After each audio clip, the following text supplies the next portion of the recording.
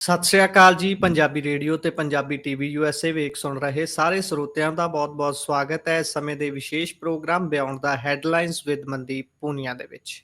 ਹਰ ਰੋਜ਼ ਦੀ ਤਰ੍ਹਾਂ ਜਿਵੇਂ ਤੁਸੀਂ ਜਾਣਦੇ ਹੋ ਕਿ ਇਸ ਪ੍ਰੋਗਰਾਮ ਦੇ ਵਿੱਚ ਸਾਥ ਹੁੰਦਾ ਹੈ ਸੀਨੀਅਰ ਪੱਤਰਕਾਰ ਮਨਦੀਪ ਪੂਨੀਆ ਜੀ ਦਾ। ਦੇਸ਼ ਦੁਨੀਆ ਦੇ ਨਾਲ ਜੁੜੀਆਂ ਹੋਈਆਂ ਖਬਰਾਂ ਤੇ ਪਾਈਦਾ ਹੈ ਚਾਨਣਾ। ਸੋ ਨਾਲ ਜੋੜਦੇ ਹਾਂ ਪੂਨੀਆ ਜੀ ਨੂੰ, ਫਿਰ ਰੁੱਖ ਖਬਰਾਂ ਦਾ ਕਰਾਂਗੇ। ਬਹੁਤ-ਬਹੁਤ ਸਵਾਗਤ ਹੈ ਪ੍ਰੋਗਰਾਮ ਦੇ ਵਿੱਚ। ਜੀ ਸ਼ੁਕਰੀਆ। ਸਤਿ ਸ੍ਰੀ ਅਕਾਲ ਗੁਰਪ੍ਰੀਤ।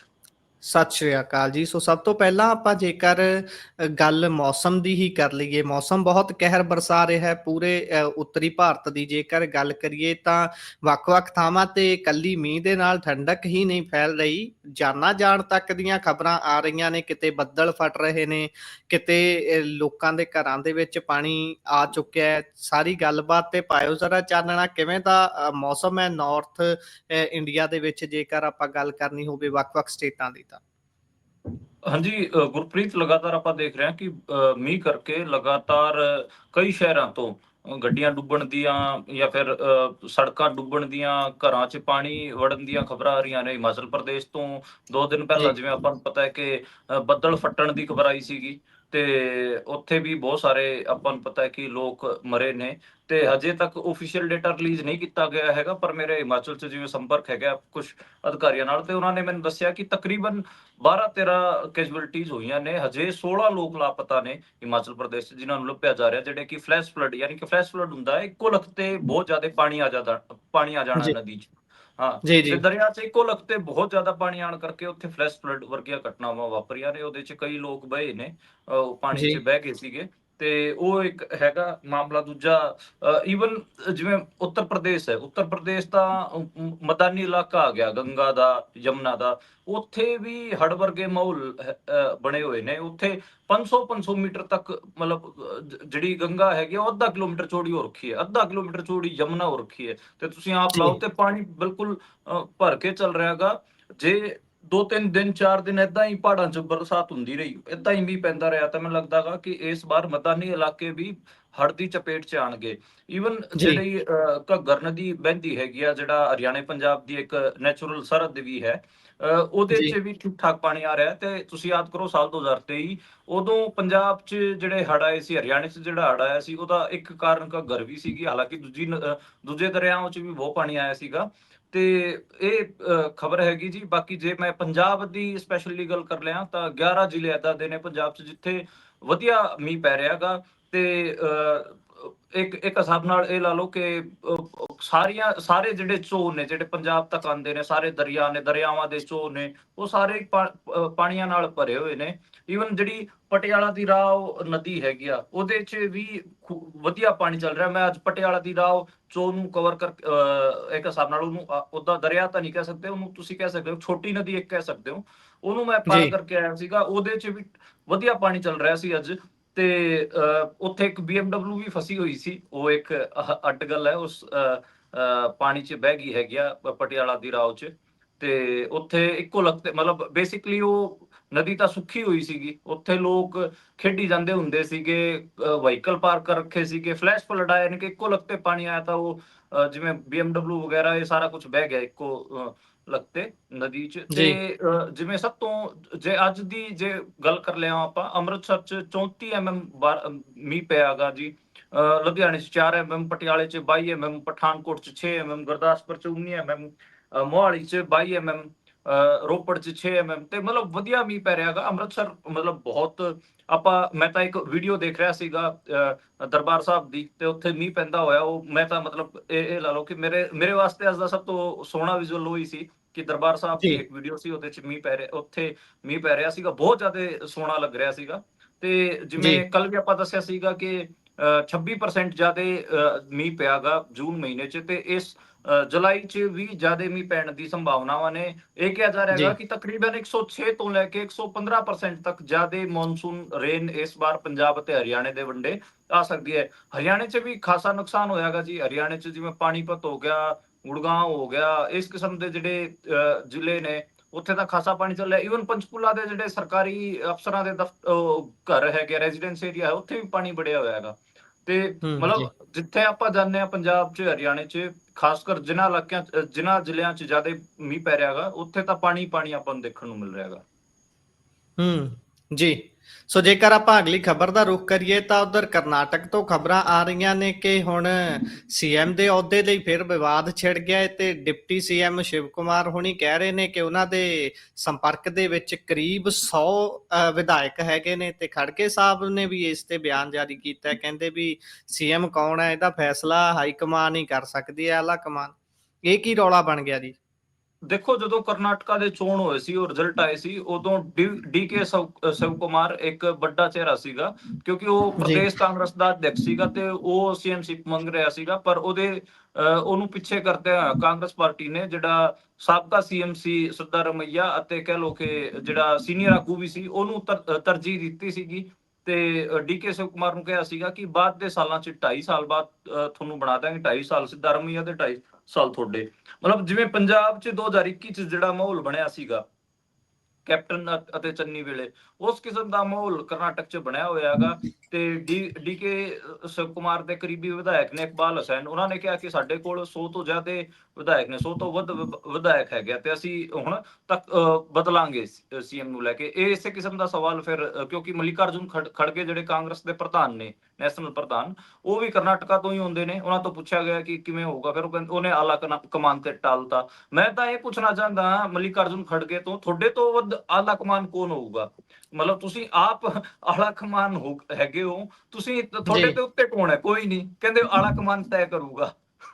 ਇਹ ਬੜੀ ਅਜੀਬ ਗੱਲ ਲੱਗੀ ਮੈਨੂੰ। ਸ਼ਾਇਦ ਸੱਚ ਉਹਨਾਂ ਦਾ ਕਈ ਵਾਰ ਮੂੰਹ ਤੇ ਆ ਜਾਂਦਾ ਨਾ, ਸੱਚ ਕਈ ਵਾਰ ਮੂੰਹ ਤੇ ਆ ਜਾਂਦਾ ਵੀ ਅਸਲ 'ਚ ਕੌਣ ਚਲਾ ਰਿਹਾ ਪਾਰਟੀ ਨੂੰ। ਹਾਂ, ਸ਼ਾਇਦ ਆਲਾ ਕਮਾਨ ਸੋਨੀਆ ਗਾਂਧੀ, ਰਾਹੁਲ ਗਾਂਧੀ ਹੋਰੀ ਨੇ, ਤੇ ਉਹ ਡਿਸਾਈਡ ਕਰਨਗੇ ਕਿ ਕਿਹੜਾ ਜੀ ਚੀਫ ਮਿਨਿਸਟਰ ਹੋਊਗਾ ਕਰਨਾਟਕਾ ਦਾ। ਪਰ ਉੱਥੇ ਜਿਵੇਂ ਪ੍ਰਭਾਰੀ ਨੇ ਰਣਦੀਪ ਸੁਰਜੇਵਾਲਾ, ਇੰਚਾਰਜ ਨੇ ਉੱਥੋਂ ਦੇ ਕਰਨਾਟਕ ਦੇ ਕਾਂਗਰਸ ਦੇ, ਉਹ ਉੱਥੇ ਪਹੁੰਚੇ ਹੋਏ ਨੇ। ਪਰ ਉੱਥੇ ਖਾਸਾ ਮਤਲਬ ਰੌਲਾ ਪੈ ਰਿਹਾ ਹੈਗਾ। ਬਹੁਤ ਸਾਰੇ ਜਿਹੜੇ ਐਮਐਲਏਜ਼ ਨੇ ਉਹ ਮੀਡੀਆ ਨੂੰ ਬੁਲਾ ਕੇ ਸਟੇਟਮੈਂਟਾਂ ਦੇ ਰਹੇ ਨੇ। ਸੇਮ ਉਸੇ ਜੀ ਕਿਸਮ ਦਾ ਮਾਹੌਲ ਹੈ ਜਿਵੇਂ ਨਵਜੋਤ ਸਿੱਧੂ ਨੇ ਕੈਪਟਨ ਵਾਸਤੇ ਕਰ ਦਿੱਤਾ ਸੀਗਾ ਸਤੰਬਰ 2021, ਤੁਸੀਂ ਯਾਦ ਕਰੋ, ਅਗਸਤ ਜੀ ਜੀ 2021, ਤੁਹਾਨੂੰ ਉਹ ਸਾਰਾ ਸਿਨੈਰੀਓ ਯਾਦ ਆ ਜਾਊਗਾ। ਤੇ ਉਸੇ ਕਿਸਮ ਦਾ ਹੂੰ ਮਾਹੌਲ ਇਸ ਟਾਈਮ ਕਰਨਾਟਕਾ 'ਚ ਬਣਿਆ ਹੋਇਆ ਹੈਗਾ। ਏਦਾਂ ਦਾ ਹੀ ਕੁਝ ਮਾਹੌਲ ਕਹਿੰਦੇ ਹਰਿਆਣੇ ਦੇ ਵਿੱਚ ਵੀ ਆ। ਉੱਥੇ ਉਹ ਰਾਓ ਸਾਹਿਬ ਕਹਿੰਦੇ ਵੀ ਡਿਨਰ ਡਿਪਲੋਮੈਸੀ ਕਰ ਰਹੇ ਨੇ। ਇਹ ਕੀ ਸਾਰੀ ਗੱਲਬਾਤ ਹੈ? 12 ਕਹਿੰਦੇ ਐਮਐਲਏ ਚੰਡੀਗੜ੍ਹ ਬੁਲਾਏ ਗਏ ਨੇ। ਇਹ ਸਾਰੀ ਕਹਾਣੀ ਕੀ ਹੈ? ਹਾਂਜੀ, ਇਹ ਵੀ ਇੱਕ ਖਬਰ ਹੈ। ਜਿਵੇਂ ਕਾਂਗਰਸ ਵਾਸਤੇ ਕਰਨਾਟਕਾ ਔਖਾ ਹੈਗਾ, ਉਵੇਂ ਬੀਜੇਪੀ ਵਾਸਤੇ ਹੁਣ ਹਰਿਆਣਾ ਔਖਾ ਹੋ ਰਿਹਾ ਹੈਗਾ। ਹਰਿਆਣਾ ਔਖਾ ਇਸ ਕਰਕੇ ਹੋ ਰਿਹਾ ਹੈਗਾ ਕਿਉਂਕਿ ਜਿਹੜੇ ਇਲਾਕੇ ਤੋਂ ਸਭ ਤੋਂ ਵੱਧ ਸੀਟਾਂ, ਇੱਕ ਹਿਸਾਬ ਨਾਲ ਕਲੀਨ ਸਵੀਪ ਜਿਹੜਾ ਬੀਜੇਪੀ ਜਿੱਤੀ ਹੈਗੀ, ਉਹ ਦੱਖਣ ਹਰਿਆਣਾ ਪੈਂਦਾ ਹੈਗਾ, ਸਾਊਥ ਹਰਿਆਣਾ। ਉੱਥੇ ਜ਼ਿਆਦਾਤਰ ਅਹਿਰ ਜਾਤੀ ਦੇ ਲੋਕ ਰਹਿੰਦੇ ਨੇ, ਜਿਨ੍ਹਾਂ ਨੂੰ ਰਾਓ ਸਾਹਿਬ ਜੀ ਵੀ ਕਹਿੰਦੇ ਆ। ਤੇ ਰਾਓ ਇੰਦਰਜੀਤ ਉਹਨਾਂ ਦਾ ਸਭ ਤੋਂ ਵੱਡਾ ਆਗੂ ਹੈਗਾ। ਤੇ ਰਾਓ ਇੰਦਰਜੀਤ ਦਾਅਵਾ ਜੀ ਕਰ ਰਿਹਾ ਹੈਗਾ ਕਿ ਇਹ ਜਿਹੜੀ ਵਿਕਟਰੀ ਹੈਗੀ ਆ ਹਰਿਆਣਾ 'ਚ ਕਾਂਗਰਸ ਦੀ, ਇਹ ਮੈਂ ਦਵਾਈ, ਬੀਜੇਪੀ ਦੀ ਮੈਂ ਦਵਾਈ ਹੈ। ਤੇ ਜੀ ਉਹ ਲਗਾਤਾਰ ਪਹਿਲਾਂ ਵੀ ਕਹਿੰਦਾ ਰਿਹਾ ਕਿ ਮੈਨੂੰ ਚੀਫ ਮਿਨਿਸਟਰ ਬਣਾਓ, ਮੈਨੂੰ ਚੀਫ ਮਿਨਿਸਟਰ ਬਣਾਓ। ਹੁਣ ਸ਼ਾਇਦ ਉਹ ਆਪਣੇ ਚੀਫ ਮਿਨਿਸਟਰਸ਼ਿਪ ਵਾਸਤੇ ਲੋਬਿੰਗ ਕਰ ਰਿਹਾ ਹੈਗਾ। ਪਰ ਉਹਦਾ ਜਿਹੜਾ ਜੀ ਪਿਛੋਕੜ ਹੈਗਾ ਰਾਓ ਇੰਦਰਜੀਤ ਦਾ, ਉਹ ਕਾਂਗਰਸ ਦਾ ਰਿਹਾ ਹੈਗਾ। 2014 ਤੋਂ ਪਹਿਲਾਂ ਉਹ ਕਾਂਗਰਸ 'ਚ ਸੀਗਾ। ਬੇਸਿਕਲੀ ਜਿਸ ਦੀ ਸੂਬੇ 'ਚ ਜਾਂ ਫਿਰ ਮੁਲਕ 'ਚ ਜਿਹਦੀ ਵੀ ਸਰਕਾਰ ਬਣਦੀ ਸੀ, ਉਹ ਉਸੇ ਪਾਰਟੀ 'ਚ ਸ਼ਾਮਲ ਹੋ ਜਾਂਦਾ ਸੀ। ਇਸ ਕਰਕੇ ਬੀਜੇਪੀ ਜੀ ਉਹਦੇ ਤੇ ਯਕੀਨ ਨਹੀਂ ਕਰੇਗੀ, ਨਹੀਂ ਕਰ ਰਹੀ। ਇਸੇ ਕਰਕੇ ਬੀਜੇਪੀ ਨੇ ਆਰਐਸਐਸ ਦੇ ਹੀ ਆਪਣੇ ਬੰਦਿਆਂ ਨੂੰ ਚੀਫ ਮਿਨਿਸਟਰ ਬਣਾਇਆ ਹੈਗਾ। ਤੁਸੀਂ ਆਪ ਹਿਸਾਬ ਲਾਓ, ਜਿੰਨੇ ਵੀ ਸੂਬਿਆਂ 'ਚ ਚੀਫ ਮਿਨਿਸਟਰ ਨੇ ਬੀਜੇਪੀ ਦੇ, ਜੀ ਉਹ ਸਾਰੇ ਆਰਐਸਐਸ ਬੈਕਗ੍ਰਾਉਂਡ ਦੇ ਨੇ। ਪਹਿਲਾਂ ਮਨੋਹਰ ਲਾਲ ਖੱਟਰ ਵੀ ਆਰਐਸਐਸ ਬੈਕਗ੍ਰਾਉਂਡ ਤੋਂ ਸੀਗੇ ਤੇ ਨਾਇਬ ਸੈਣੀ ਵੀ ਆਰਐਸਐਸ ਬੈਕਗ੍ਰਾਉਂਡ ਤੋਂ ਹੈਗਾ। ਤੇ ਮੈਨੂੰ ਲੱਗਦਾ ਕਿ ਇਹ ਜਿਹੜੀ ਡਿਨਰ ਡਿਪਲੋਮੇਸੀ ਹੈ ਰਾਓ ਇੰਦਰਜੀਤ ਦੀ, ਉਹ ਸਫਲ ਹੋ ਪਾਊਗੀ। ਹਾਲਾਂਕਿ 12 ਵਿਧਾਇਕ ਉਹਨਾਂ ਨੇ ਸੱਦੇ ਸੀਗੇ ਤੇ ਇਹ ਕਿਹਾ ਜਾ ਰਿਹਾ ਹੈਗਾ ਕਿ ਹਰਿਆਣੇ 'ਚ ਜਿਵੇਂ ਮੈਜੋਰਿਟੀ ਵਾਸਤੇ 46 ਵਿਧਾਇਕਾਂ ਦੀ ਲੋੜ ਹੁੰਦੀ ਹੈ ਤੇ ਬੀਜੇਪੀ ਕੋਲ ਨੇ 48। ਇਹ ਕਿਹਾ ਜਾ ਰਿਹਾ ਜੀ ਹੈਗਾ ਕਿ ਜੇ ਰਾਓ ਸਾਹਿਬ 12 ਵਿਧਾਇਕਾਂ ਨੂੰ ਲੈ ਕੇ ਪਲਟੀ ਮਾਰ ਜਾਂਦੇ ਨੇ ਤੇ ਬੀਜੇਪੀ ਕੋਲ ਹੋ ਜਾਣਗੇ 36 ਤੇ ਕਾਂਗਰਸ ਕੋਲ ਹੋ ਜਾਣਗੇ 49 ਵਿਧਾਇਕ। ਤੇ ਉਹ ਜੀ ਉਸ ਗਣਿਤ ਨੂੰ ਦੇਖਦਿਆਂ ਹੋਇਆ ਇਹ ਡਿਨਰ ਡਿਪਲੋਮੈਸੀ ਚੱਲ ਰਹੀ ਹੈ। ਇਹਦੇ ਕੀ ਰਿਜ਼ਲਟ ਨਿਕਲਣਗੇ ਤਾਂ ਅੱਗੇ ਹੀ ਪਤਾ ਲੱਗੂਗਾ। ਲੇਕਿਨ ਨਾਇਬ ਸਿੰਘ ਸੈਣੀ ਅਤੇ ਰਾਓ ਇੰਦਰਜੀਤ ਦੀ ਖੜਕੀ ਹੋਈ ਹੈ। ਨਾਇਬ ਸਿੰਘ ਸੈਣੀ ਅਹਿਰਵਾਲ 'ਚ ਗਏ ਸੀ, ਉਸ ਏਰੀਆ 'ਚ ਗਏ ਸੀਗੇ, ਰੈਲੀ ਨੂੰ ਐਡਰੈਸ ਕਰ ਰਹੇ ਸੀਗੇ। ਰਾਓ ਇੰਦਰਜੀਤ ਨੇ ਬੋਲਦਿਆਂ ਕਿਹਾ ਸੀਗਾ ਕਿ ਅਸੀਂ ਸਰਕਾਰ ਬਣਾਈਏ ਤੇ ਸਾਨੂੰ ਪ੍ਰੀਫਰੈਂਸ ਦਿੱਤੀ ਜਾਵੇ, ਸਾਡਾ ਵੱਧ ਵਿਕਾਸ ਕੀਤਾ ਜਾਵੇ। ਤੇ ਜੀ ਨਾਇਬ ਸੈਣੀ ਨੇ ਉੱਥੋਂ ਮੰਚ ਤੇ ਕਹਿਤਾ ਸੀਗਾ ਕਿ ਅਸੀਂ ਪੂਰੇ ਹਰਿਆਣੇ ਦਾ ਇਕਸਾਰ ਵਿਕਾਸ ਕਰਾਂਗੇ। ਅਸੀਂ ਕੋਈ ਇਲਾਕੇ ਅਨੁਸਾਰ ਮਤਲਬ ਅਸੀਂ ਕੋਈ ਭੇਦਭਾਵ ਨਹੀਂ ਕਰਾਂਗੇ, ਇਹ ਗੱਲ ਉਹਨਾਂ ਨੇ ਕਹੀ ਹੂੰ, ਸੀ। ਉਸ ਨੂੰ ਲੈ ਕੇ ਫਿਰ ਰੌਲਾ ਪੈ ਗਿਆ ਸੀ ਤੇ ਹੁਣ Rao Inderjit basically pressure tactic ਤੁਸੀਂ ਕਹਿ ਸਕਦੇ ਹੋ ਕਿ ਇਹ ਪ੍ਰੈਸ਼ਰ ਟੈਕਟਿਕ ਹੈਗੀ ਆ। ਨਾ ਤਾਂ ਰਾਓ ਹੂੰ। ਇੰਦਰਜੀਤ ਨੂੰ ਕੇਂਦਰੀ ਕੈਬਨਿਟ ਮੰਤਰੀ ਬਣਾਇਆ ਗਿਆ, ਉਹਨਾਂ ਨੂੰ ਰਾਜ ਮੰਤਰੀ ਬਣਾ ਦਿੱਤਾ ਗਿਆ ਤੇ ਇਸ ਕਰਕੇ ਉਹ ਥੋੜਾ ਜਿਹਾ ਨਾਰਾਜ਼ ਵੀ ਹਨ। ਦੇਖਦੇ ਹਾਂ ਮਤਲਬ ਬਣਦਾ ਕੀ ਹੈ, ਪਰ ਮੈਨੂੰ ਲੱਗਦਾ ਕਿ ਉਹਨਾਂ ਵਾਸਤੇ ਆਸਾਨ ਹੋਊਗਾ ਤਖਤਾ ਪਲਟ ਕਰਨਾ ਹਰਿਆਣੇ 'ਚ। ਜੀ।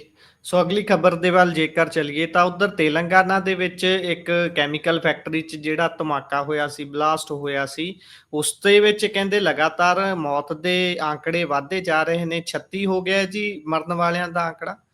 ਹਾਂਜੀ 36 ਹੋ ਗਏ ਹੈਗਾ ਡੈਥ ਟੋਲ, ਇੱਕ ਵੱਡਾ ਨੰਬਰ ਹੈ ਤੇ ਮਤਲਬ ਲਗਾਤਾਰ ਹਜੇ ਵੀ ਉੱਥੋਂ ਜਿਹੜੇ ਡੈਡ ਬੋਡੀਜ਼ ਹੈਗੀਆਂ ਉਹ ਕੱਢੀਆਂ ਜਾ ਰਹੀਆਂ ਨੇ। ਇੱਕ ਹਜੇ ਤੱਕ ਸਿਰਫ 31 ਜਿਹੜੀ ਡੈਡ ਬੋਡੀਜ਼ ਹੈਗੀਆਂ ਉਹ ਕੱਢੀਆਂ ਗਈਆਂ ਨੇ, ਹਜੇ ਹੋਰ ਵੀ ਲੋਕ ਉੱਥੇ ਹੈਗੇ ਆ ਤੇ ਲਗਾਤਾਰ ਸਵਾਲ ਉੱਠ ਰਹੇ ਨੇ। ਉੱਥੇ ਜਿਹੜੇ ਸੂਬੇ ਦੇ ਮੁੱਖ ਮੰਤਰੀ ਨੇ ਰੇਵੰਤ ਰੈਡੀ ਤੇਲੰਗਾਨਾ ਦੇ, ਉਹ ਗਏ ਵੀ ਨੇ ਪਰ ਜੀ, ਮੈਨੂੰ ਲੱਗਦਾ ਵਾ ਕਿ ਇਹ ਤਾਂ ਸੀਰੀਅਸ ਸਵਾਲ ਹੈ। ਅੱਜ ਇੱਕ ਹੋਰ ਖਬਰ ਆ ਗਈ ਤਾਮਿਲਨਾਡੂ ਤੋਂ। ਤਾਮਿਲਨਾਡੂ 'ਚ ਇੱਕ ਪਟਾਕਾ ਫੈਕਟਰੀ 'ਚ ਬਲਾਸਟ ਹੋ ਗਿਆ, ਉੱਥੇ 5 ਲੋਕਾਂ ਦੀ ਡੈਥ ਹੋ ਗਈ। ਕੱਲ ਵੀ ਮੈਂ ਜੀ, ਜਿਸ ਨੁਕਤੇ ਤੇ ਕਹਿ ਰਿਹਾ ਸੀਗਾ ਕਿ ਇੰਡੀਆ ਦੇ ਜਿਹੜੇ ਵਰਕ ਪਲੇਸ ਨੇ, ਖਾਸ ਕਰ ਜਿਹੜੀ ਪਟਾਕਾ ਫੈਕਟਰੀਆਂ, ਕੈਮੀਕਲ ਫੈਕਟਰੀਆਂ, ਬੋਇਲਰਸ, ਇਸ ਕਿਸਮ ਦੇ ਜਿਹੜੇ ਧੰਦੇ ਨੇ, ਉਹਨਾਂ 'ਚ ਬਹੁਤ ਜ਼ਿਆਦਾ ਰਿਸਕ ਹੈ। ਉੱਥੇ ਲਗਾਤਾਰ ਐਕਸੀਡੈਂਟਸ ਹੁੰਦੇ ਰਹਿੰਦੇ ਨੇ ਤੇ ਮਜ਼ਦੂਰਾਂ ਦੀ ਮੌਤਾਂ ਹੁੰਦੀਆਂ ਰਹਿੰਦੀਆਂ ਨੇ। ਕਦੇ ਗੈਸ ਦਾ ਰਿਸਾਅ ਹੋ ਗਿਆ, ਕਦੇ ਕੋਈ ਬਲਾਸਟ ਹੋ ਗਿਆ, ਕੋਈ ਕਿਤੇ ਅੱਗ ਲੱਗ ਗਈ। ਹੁਣ ਪਟਾਕਾ ਫੈਕਟਰੀ 'ਚ ਅੱਜ ਮਾਰੇ ਗਏ। ਆਪਾਂ ਕੁਝ ਦਿਨ ਪਹਿਲਾਂ ਪੰਜਾਬ ਦੀਆਂ ਵੀ ਕਈ ਸਾਰੇ ਜ਼ਿਲ੍ਹਿਆਂ ਦੀਆਂ ਖਬਰਾਂ ਕਵਰ ਕਰ ਚੁੱਕੇ ਹਾਂ। ਪੰਜਾਬ 'ਚ ਵੀ ਪਟਾਕਾ ਫੈਕਟਰੀਆਂ 'ਚ ਧਮਾਕੇ ਹੋਏ ਨੇ, ਪਲਾਈਵੁੱਡ ਜੀ, ਜੀ। ਫੈਕਟਰੀਆਂ 'ਚ ਗੜਬੜਾਂ ਹੋਈਆਂ ਨੇ। ਖੰਨਾ ਜਿਹੜਾ ਹੱਬ ਹੈਗਾ, ਆਇਰਨ ਦਾ ਜਿਹੜਾ ਹੱਬ ਰਿਹਾ ਹੈਗਾ, ਉੱਥੇ ਕਿੰਨੀਆਂ ਆਪਾਂ ਘਟਨਾਵਾਂ ਮੰਡੀ ਦੇਖਦੇ ਹੈਗੇ ਆ। ਗੋਬਿੰਦਗੜ੍ਹ। ਹਾਂ ਜੀ, ਸੌਰੀ, ਖੰਨਾ ਕਹਿ ਰਿਹਾ, ਮੰਡੀ ਗੋਬਿੰਦਗੜ੍ਹ। ਤੇ ਇਹ ਮੈਨੂੰ ਲੱਗਦਾ ਹੈਗਾ ਕਿ ਇੰਡੀਆ ਦੇ ਜਿਹੜੇ ਵਰਕ ਪਲੇਸ ਨੇ ਮਜ਼ਦੂਰਾਂ ਵਾਸਤੇ, ਉਹ ਸੇਫ ਨਹੀਂ ਹੈ ਕਿਆ। ਖਾਸ ਕਰ ਸਮੋਲ ਟਾਊਨਸ 'ਚ ਕੋਈ ਮਤਲਬ ਜਿਹੜੇ ਲੋਕਲ ਬਾਣੀਏ ਹੁੰਦੇ ਆ, ਲੋਕਲ ਜਿਹੜੇ ਅਲੀਟ ਹੈਗੇ ਆ, ਉਹਨਾਂ ਨੇ ਆਪਣੇ ਜੁਗਾੜ ਕਰਕੇ ਇੰਡਸਟਰੀਆਂ ਚਲਾ ਰੱਖੀਆਂ ਨੇ ਪੋਲੀਟੀਸ਼ੀਅਨਾਂ ਨਾਲ, ਤੇ ਉਹਨਾਂ 'ਚ ਕੋਈ ਕਿਸੇ ਜੀ, ਕਿਸਮ ਜੀ। ਦੀ ਸੇਫਟੀ ਤਾਂ ਹੈ ਨਹੀਂ। ਕੋਈ ਹਾਦਸਾ ਹੋ ਜਾਂਦਾ ਹੈਗਾ ਤੇ 20 ਮਜ਼ਦੂਰ ਮਰ ਗਏ, 30 ਮਜ਼ਦੂਰ ਮਰ ਗਏ, ਯਾਨੀ ਕਿ ਮਜ਼ਦੂਰਾਂ ਦੀਆਂ ਜਾਨਾਂ ਦੀ ਕੋਈ ਕੀਮਤ ਹੈ ਹੀ ਨਹੀਂ। ਇਹ ਤੁਸੀਂ ਹੂੰ। ਮੰਨੋ ਤੇ ਮੈਨੂੰ ਲੱਗਦਾ ਵਾ ਕਿ ਇੱਕ ਸੀਰੀਅਸ ਕੰਸਰਨ ਹੈ ਇੰਡੀਆ ਦਾ। ਮੈਂ ਜਿਵੇਂ ਕੱਲ ਦੱਸਿਆ ਸੀਗਾ ਕਿ 50,000 ਦੇ ਨੇੜੇ ਤੇੜੇ ਹਰ ਸਾਲ ਮਜ਼ਦੂਰਾਂ ਦੀ ਡੈਥ ਹੁੰਦੀ ਹੈ ਅਨਸੇਫ ਵਰਕ ਪਲੇਸ ਹੋਣ ਕਰਕੇ। ਜੀ, ਉਹ ਮੈਂ ਕੱਲ ਦੇਖ ਰਿਹਾ ਸੀ ਇੱਕ ਆંકੜਾ, ਕਹਿੰਦੇ ਵੀ ਹਰੇਕ ਸਾਲ ਪਿਛਲੇ 11 ਸਾਲਾਂ ਦੇ ਵਿੱਚ ਸ਼ਾਇਦ 30,000 ਤੋਂ ਵੱਧ ਲੋਕ ਤਾਂ ਇਹ ਮੁੰਬਈ ਦੀਆਂ ਟ੍ਰੇਨਾਂ ਦੇ ਵਿੱਚ ਡੇਲੀ ਸਫ਼ਰ ਕਰਦਿਆਂ ਹੀ ਮਰ ਜਾਂਦੇ ਨੇ। ਕਦੀ ਥੱਲੇ ਆ ਗਏ, ਕਦੀ ਕਿਤੇ ਫਸ ਕੇ। ਸੋ ਇਸ ਦੇਸ਼ ਦੇ ਵਿੱਚ ਕਿਸੇ ਦੀ ਜਾਨ ਦੀ ਕਦਰ ਕਿੰਨੀ ਕੁ ਆ, ਤੁਸੀਂ ਇੱਥੋਂ ਹੀ ਅੰਦਾਜ਼ਾ ਲਾ ਸਕਦੇ ਹੋ। ਇੱਥੇ ਤਾਂ ਇੱਕ ਆંકੜਾ ਬਣ ਕੇ ਰਹਿ ਜਾਂਦਾ ਜਦੋਂ ਕੋਈ ਮਰਦਾ ਹੈ। ਬੇਸ਼ੱਕ ਆਪਾਂ ਗੱਲ ਕਰ ਲਈਏ ਮਹਾਕੁੰਭ ਜਿਹੜਾ ਹੁਣੇ ਹੋ ਕੇ ਹਟਿਆ ਹੈ, ਇੱਥੋਂ ਤੱਕ ਇਹ ਆંકੜਾ ਵੀ ਨਹੀਂ ਬਣਨ ਦਿੱਤਾ ਜਾਂਦਾ। ਆંકੜੇ ਵਿੱਚ ਵੀ ਕਟੌਤੀ ਕਰ ਲਈ ਜਾਂਦੀ, ਭਾਈ ਨਹੀਂ ਇੰਨੇ ਨਹੀਂ, ਇੰਨੇ ਹੀ ਮਰੇ ਸੀ। ਬੇਸ਼ੱਕ ਲਾਸ਼ਾਂ ਦਾ ਢੇਰ ਲੋਕਾਂ ਨੇ ਦੇਖਿਆ ਹੋਵੇ, ਲੋਕਾਂ ਨੇ ਮਿਊਨਿਸਪਲ ਕਾਰਪੋਰੇਸ਼ਨ ਦੀਆਂ ਗੱਡੀਆਂ 'ਚ ਲੱਦ ਕੇ ਲੋਕਾਂ ਨੂੰ ਲਿਜਾਂਦਿਆਂ ਹੋਇਆਂ ਦੇਖਿਆ ਹੋਵੇ, ਲਾਸ਼ਾਂ ਨੂੰ ਜਾਂਦਿਆਂ ਹੋਇਆਂ ਦੇਖਿਆ ਹੋਵੇ। ਸੋ ਅੱਗੇ ਜੇਕਰ ਆਪਾਂ ਚੱਲੀਏ ਤਾਂ ਉੱਧਰ ਪੰਜਾਬ ਦੇ ਵਿੱਚ ਜਿੱਦਾਂ ਆਪਾਂ ਕੱਲ ਸਾਂਝ ਪਾਈ ਸੀ ਕਿ ਮਜੀਠੀਆ ਸਾਹਿਬ ਨੂੰ ਕੱਲ ਹਿਮਾਚਲ ਲੈ ਕੇ ਗਏ ਸੀ, ਤੇ ਅੱਜ ਕਹਿੰਦੇ ਮਜੀਠੀਆ ਨੂੰ ਮਜੀਠਾ ਹਲਕੇ ਲੈ ਕੇ ਗਏ ਸੀ, ਤੇ ਉੱਥੇ ਉਹਨਾਂ ਦੀ ਪਤਨੀ ਜਿਹੜੀ ਮਜੀਠੀਆ ਸਾਹਿਬ ਦੀ ਹੈ ਉਹ ਪੁਲਿਸ ਦੇ ਨਾਲ ਭਿੜ ਗਈ ਸਾਹਮਣੇ। ਤੇ ਕੀ ਗੱਲਬਾਤ ਸਾਰੀ ਬਣੀ ਜੀ, ਬਾਕੀ ਗੱਲਾਂ ਕੀ ਨਿਕਲ ਕੇ ਆ ਰਹੀਆਂ ਨੇ ਸਾਹਮਣੇ। ਹਾਂਜੀ ਬਿਲਕੁਲ ਤੁਸੀਂ ਸਹੀ ਕਹਿ ਰਹੇ ਹੋ ਕਿ ਉੱਥੇ ਅੱਜ ਲੈ ਕੇ ਗਏ ਸੀਗੇ ਤੇ ਮਜੀਠੀਆ ਸਾਹਿਬ ਦੀ ਜਿਹੜੀ ਪਤਨੀ ਸੀਗੇ ਉਹ ਪੁਲਿਸ ਨਾਲ ਭਿੜੇ ਨੇ। ਮਜੀਠਾ ਦੇ ਦਫ਼ਤਰ 'ਚ ਉਹ ਜਾਣਾ ਚਾਹੁੰਦੇ ਸੀਗੇ, ਪਰ ਉਹਨਾਂ ਦਾ ਦਫ਼ਤਰ ਸੀਲ ਕਰ ਰੱਖਿਆ ਸੀ, ਪਹਿਲਾਂ ਹੀ ਰੋਕ ਰੱਖਿਆ ਸੀਗਾ। ਤੇ ਉੱਥੇ ਗਨੀਵ ਕੌਰ ਦੀ ਪੁਲਿਸ ਨਾਲ ਨੋਕ ਝੋਕ ਹੋਈ ਹੈ ਤੇ ਉੱਥੇ ਬੈਰੀਕੇਟਿੰਗ ਕਰ ਰੱਖੀ ਸੀ ਬਹੁਤ ਵੱਡੇ ਲੈਵਲ ਤੇ ਪੁਲਿਸ ਨੇ। ਤੇ ਜਿੰਨੇ ਵੀ ਉਹਨਾਂ ਦੇ ਸਮਰਥਕ ਸੀਗੇ, ਗਨੀਵ ਕੌਰ ਸੀਗੇ, ਉਹਨਾਂ ਨੂੰ ਨਹੀਂ ਜਾਣ ਦਿੱਤਾ ਗਿਆ। ਜੀ, ਤੇ ਗਨੀਵ ਕੌਰ ਨੇ ਆਰਗੂਮੈਂਟ ਵੀ ਦਿੱਤੇ ਪੁਲਿਸ ਨੂੰ ਕਿ ਅਸੀਂ ਵਕੀਲ ਨਾਲ ਲੈ ਕੇ ਆਏ ਸੀ, ਵਕੀਲ ਨਾਲ ਆਫਿਸ ਜਾ ਰਹੇ ਹਾਂ ਤੇ ਸਾਡੇ ਆਫਿਸ ਦੀ ਜਾਂਚ ਵੀ ਹੋ ਚੁੱਕੀ ਹੈ। ਮੈਂ ਇਸ ਹਲਕੇ ਦੀ ਵਿਧਾਇਕ ਹਾਂ ਤੇ ਮੇਰੇ ਕੋਲ ਕੋਈ ਹਥਿਆਰ ਵੀ ਨਹੀਂ ਹੈ ਤੇ ਮੈਂ ਆਫਿਸ ਜਾਣਾ ਚਾਹੁੰਦੀ ਹਾਂ। ਤੇ ਉਹ ਉਹਨਾਂ ਨੂੰ ਨਹੀਂ ਜਾਣ ਦਿੱਤਾ ਗਿਆ ਤੇ ਮਜੀਠੀਆ ਦੇ ਦਫ਼ਤਰ ਤੇ ਤਾਲਾ ਹੀ ਲੱਗਿਆ ਹੋਇਆ ਸੀਗਾ ਤੇ ਪੁਲਿਸ ਨੇ ਉਹਨਾਂ ਨੂੰ ਰੋਕ ਕੇ ਰੱਖਿਆ। ਬਾਅਦ 'ਚ ਫਿਰ ਮਤਲਬ ਜਦੋਂ ਮਾਮਲਾ ਜ਼ਿਆਦਾ ਹੀ ਬਣ ਗਿਆ, ਖਾਸ ਕਰ ਸੋਸ਼ਲ ਮੀਡੀਆ ਤੇ ਬਹੁਤ ਸਾਰੀ ਵਿਜ਼ੂਅਲਸ ਇਹਦੇ ਵਾਇਰਲ ਹੋਣ ਲੱਗ ਪਏ ਗਨੀਵ ਕੌਰ ਉਹਨਾਂ ਦੇ।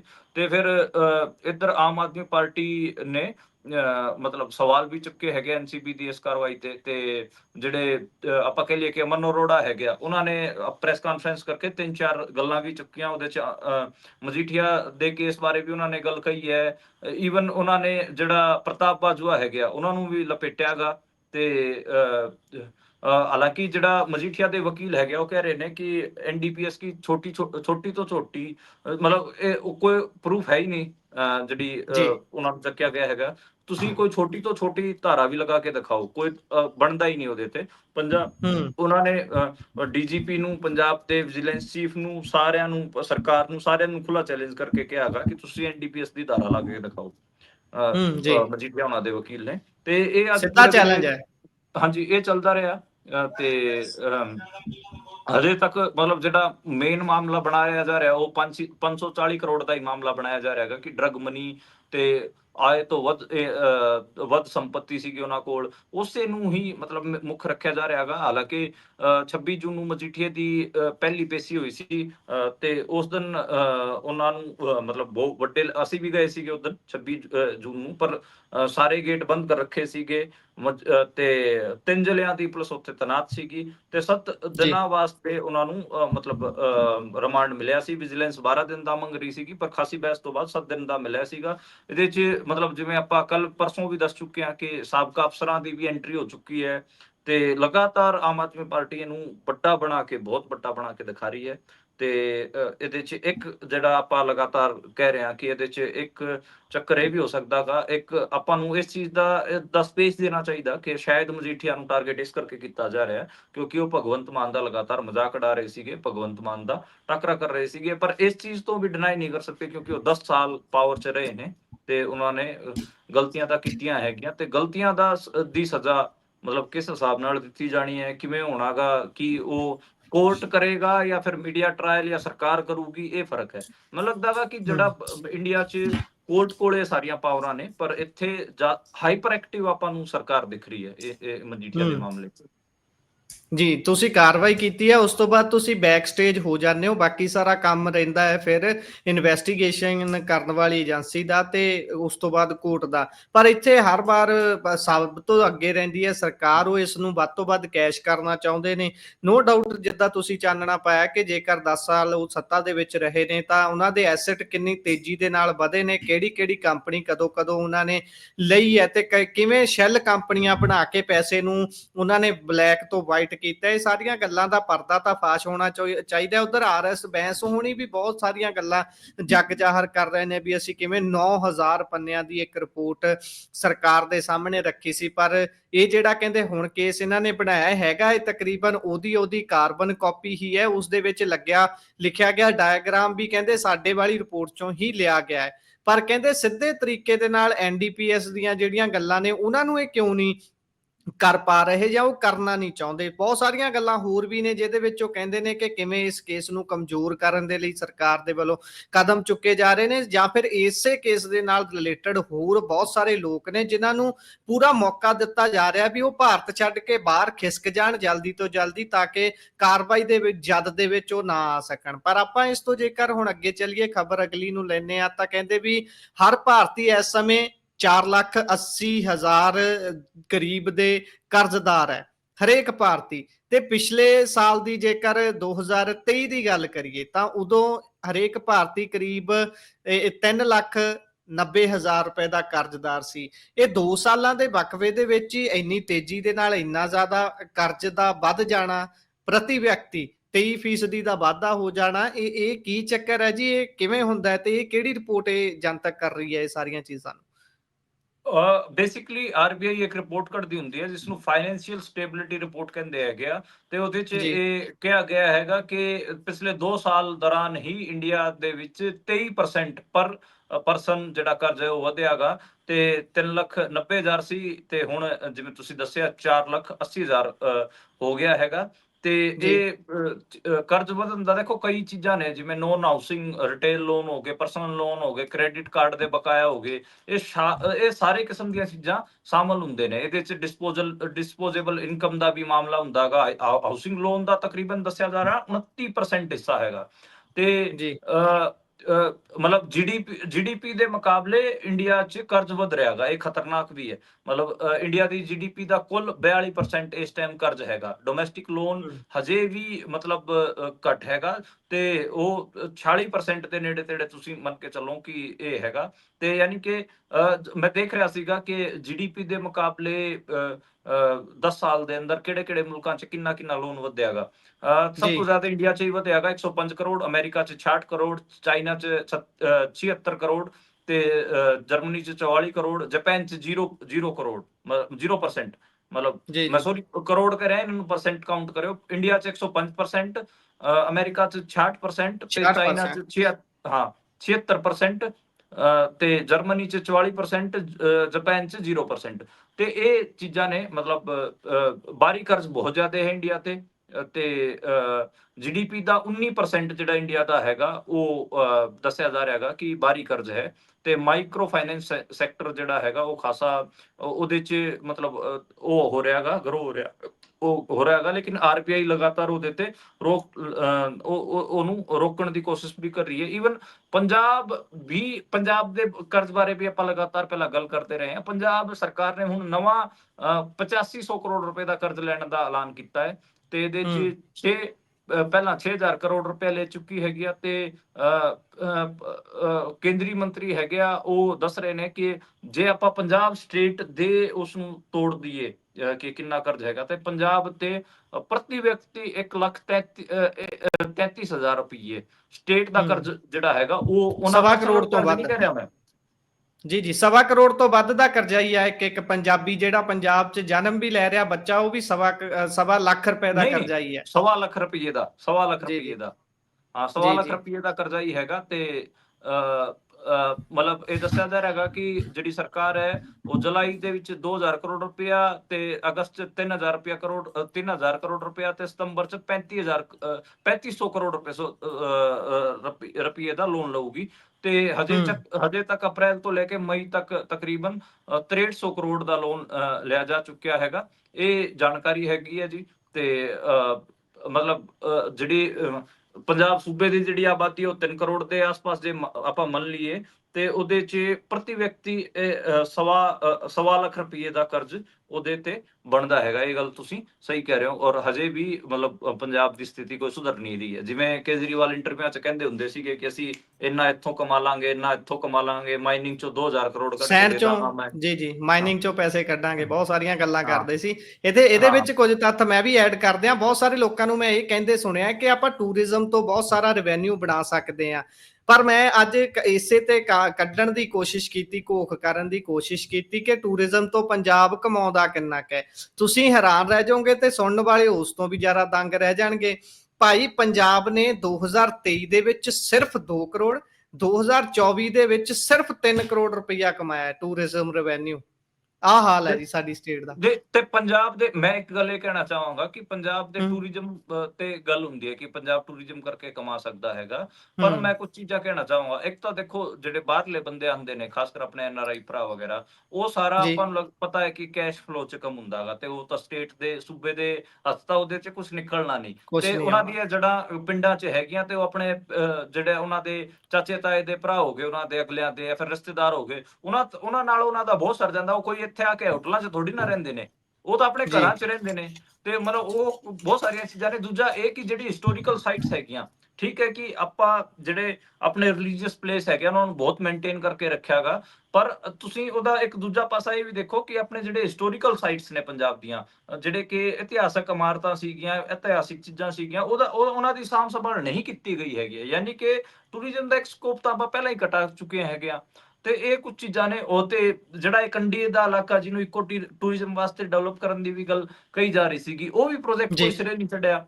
ਤੇ ਮਤਲਬ ਇੰਨਾ ਸੌਖਾ ਉਲਟਾ ਨਹੀਂ ਹੈ ਉਲਟਾ ਉਹਨਾਂ ਟੂਰਿਜ਼ਮ। ਦਾ ਉਲਟਾ ਉਹਨਾਂ ਨੂੰ ਪ੍ਰਾਈਵੇਟਾਈਜ਼ ਕਰ ਦਿੱਤਾ ਗਿਆ। ਹੁਣ ਜਿੱਦਾਂ ਆਪਾਂ ਕਹਿੰਦੇ ਆ ਨਾ, ਜਿੱਥੇ ਸਾਈਬੇਰੀਅਨ ਬਰਡਸ ਆਉਂਦੇ ਨੇ, ਉਹ ਖਾਸ ਤੌਰ ਤੇ ਉਸ ਦਾ ਨਾਮ ਵਿਸਰ ਰਿਹਾ ਮੇਰੇ ਮਾਈਂਡ ਦੇ ਵਿੱਚੋਂ, ਉਸ ਜਗ੍ਹਾ ਦੇ ਉੱਪਰ ਉਹ ਸਾਰੀ ਦੀ ਸਾਰੀ ਨੂੰ ਇੱਕ ਜਲੰਧਰ ਦੇ ਕਿਸੇ ਪ੍ਰਾਈਵੇਟ ਵਿਅਕਤੀ ਨੂੰ ਕਰੋੜਾਂ 'ਚ ਦਿੱਤਾ ਹੋਇਆ, ਜਿੱਥੇ ਅੱਗੇ ਆਲੇ ਦੁਆਲੇ ਦੇ ਲੋਕ ਉੱਥੇ ਸੈਰ ਕਰਨ ਦੇ ਲਈ ਆ ਜਾਇਆ ਕਰਦੇ ਸੀ, ਸੈਰ ਕਰ ਲਿਆ ਕਰਦੇ ਸੀ। ਹੁਣ ਉਹ ਵੀ ਸੈਰ ਨਹੀਂ ਕਰ ਸਕਦੇ ਉੱਥੇ, ਕਿਉਂਕਿ ਅੰਦਰ ਵੜਨ ਦੀ ਹੀ ਟਿਕਟ ਰੱਖੀ ਹੋਈ ਹੈ, ਜਾ ਹੀ ਨਹੀਂ ਸਕਦਾ ਆਮ ਵਿਅਕਤੀ।